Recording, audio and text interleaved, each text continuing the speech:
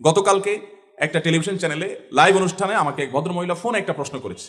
প্রশ্নটা শুনে আমি অবাক হয়ে গেছি এবং লাইভের মধ্যে আমি বললাম যে আপনার প্রশ্নের কি উত্তর দেবো, আমি তো এই প্রশ্ন নিয়ে আমি ভাবতে ভাবতে আমি শেষ হয়ে যাচ্ছি।